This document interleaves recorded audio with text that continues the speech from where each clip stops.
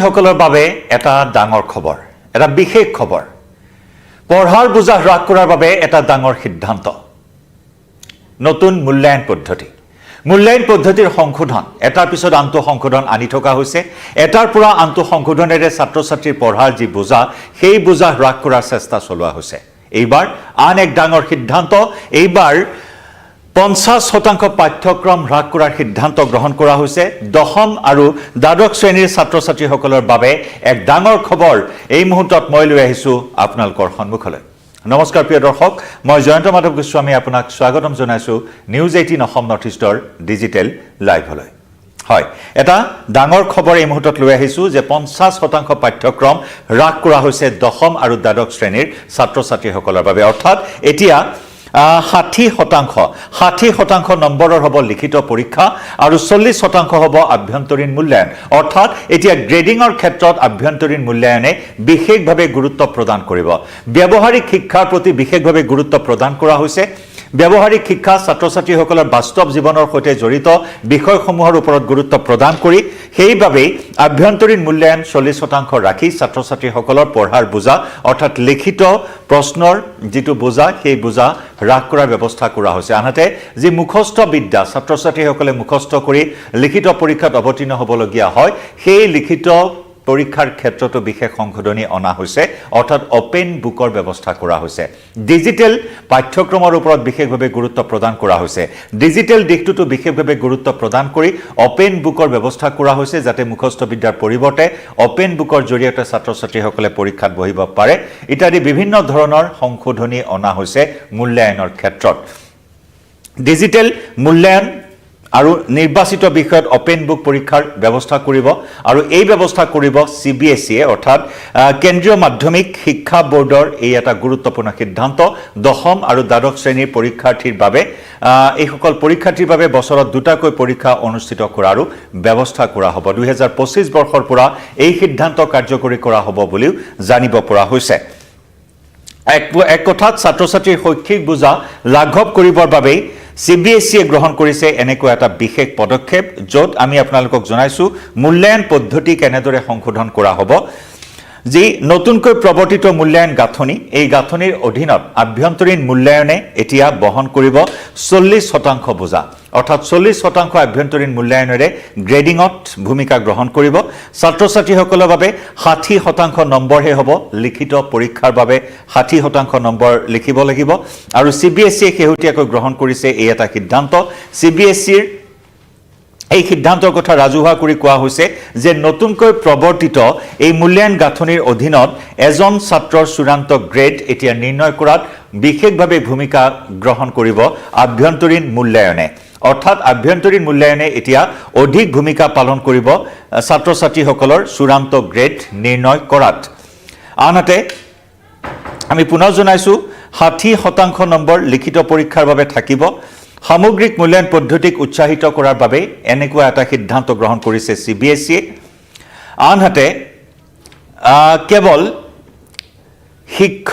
শিক্ষণৰ দিশটোক অধিক কাৰ্যক্ষম কৰিবলৈ ইংৰাজী সাহিত্য আৰু সমাজ বিজ্ঞানকে ধৰি নিৰ্বাচিত বিষয়ত CBSE অপেন বুক পৰীক্ষাৰ প্ৰৱৰ্তন কৰিব বুলিও সিদ্ধান্ত গ্ৰহণ কৰিছে। সমান্তৰালভাৱে ডিজিটেল মূল্যায়নত আৰোপ কৰা হ'ব বিশেষ গুৰুত্ব। CBSEৰ মতে কেৱল মুখস্থ কৰাত গুৰুত্ব দিয়াতকৈ অপেন বুক মূল্যায়নে ছাত্ৰ-ছাত্ৰীক তথ্য প্ৰয়োগৰ ক্ষেত্ৰত বিশেষভাৱে অৰিহণা যোগাব, বিশ্লেষণ কৰাৰ ক্ষমতা বঢ়াব, ব্যাখ্যা কৰিবলৈ ছাত্ৰ-ছাত্ৰীসকলক সুযোগ দিব। অৰ্থাৎ জ্ঞানৰ পৰিসৰ বৃদ্ধি কৰিব বুলি CBSE সদৰি কৰিছে, আৰু যাৰ ফলত শিক্ষাৰ্থীয়ে বিষয়টোৰ সৈতে গভীৰভাৱে জড়িত হ'ব পাৰিব। বিষয়টোৰ খুঁটি নাটি সকলো দিশ বুজিবলৈ সক্ষম হ'ব ছাত্ৰ-ছাত্ৰীসকলে।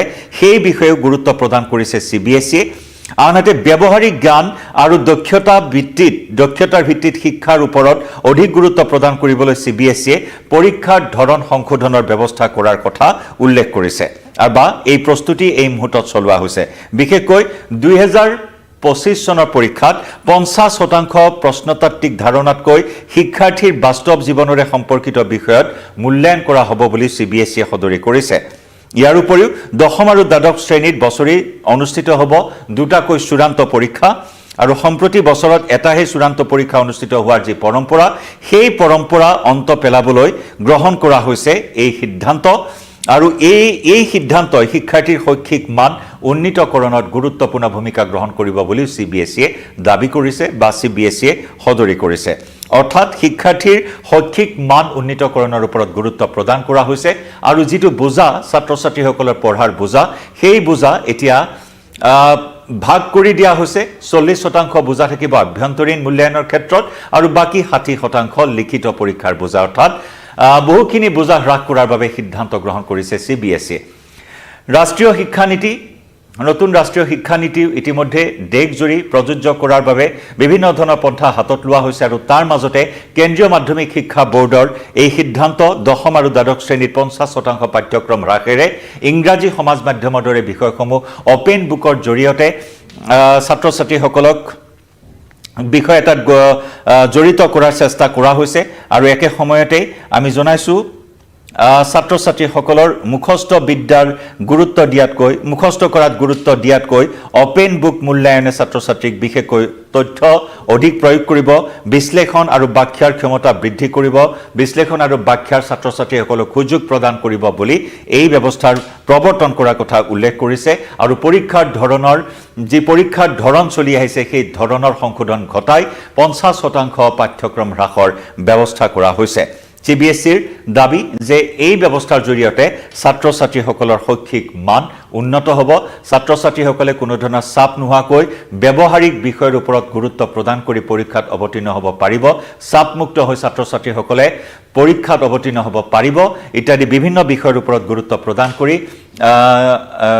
কেন্দ্ৰীয় মাধ্যমিক শিক্ষা বোৰ্ডে 50% পাঠ্যক্ৰম হ্ৰাসৰ সিদ্ধান্ত গ্ৰহণ কৰা হৈছে অৰ্থাৎ 2025 চনৰ পৰীক্ষাত 50% পাঠ্যক্ৰম হ্ৰাসেৰে 60% লিখিত পৰীক্ষা আৰু 40% আভ্যন্তৰীণ মূল্যায়ন অৰ্থাৎ এজন ছাত্ৰৰ চূড়ান্ত গ্ৰেডৰ ক্ষেত্ৰত আভ্যন্তৰীণ মূল্যায়নে এতিয়া গুৰুত্বপূৰ্ণ ভূমিকা পালন কৰিব বুলি CBSE সদৰি কৰিছে গতিকে স্বাভাৱিকতে এই বিষয়ক লৈ ছাত্ৰ ছাত্ৰীসকল অভিভাৱকসকলৰ মাজতো কিছু নিশ্চয় প্ৰতিক্ৰিয়া আছে গতিকে আপুনি জনাব পাৰে আপোনাৰ প্ৰতিক্ৰিয়া যদি আপোনাৰ সন্তান CBSEৰ পাঠ্যক্ৰমৰ অন্তৰ্ভুক্ত বা CBSEত আপোনাৰ ছাত্ৰ আপোনাৰ সন্তানে পঢ়ি আছে পৰীক্ষা দিবলৈ গৈ আছে কাৰণ মেট্ৰিক পৰীক্ষা ইতিমধ্যে অসমৰ পৰাও উঠাই দিয়া হৈছে সেবাৰ পৰা মেট্ৰিক পৰীক্ষা উঠোৱাৰ যি কুচকাৱাজ সেই কথা আমি বিভিন্ন সময় দেখি আহিছো নতুন শিক্ষা নীতি ৰাষ্ট্ৰীয় শিক্ষা নীতি প্ৰৱৰ্তনৰ জৰিয়তে এতিয়া সেবা আৰু অসম শিক্ষা সংসদ উঠাই একেটাই বোৰ্ড গঠন কৰা হৈছে একেটা বোৰ্ডৰ অধীনতে দশম দ্বাদশ শ্ৰেণীৰ পৰীক্ষা অনুষ্ঠিত হ'ব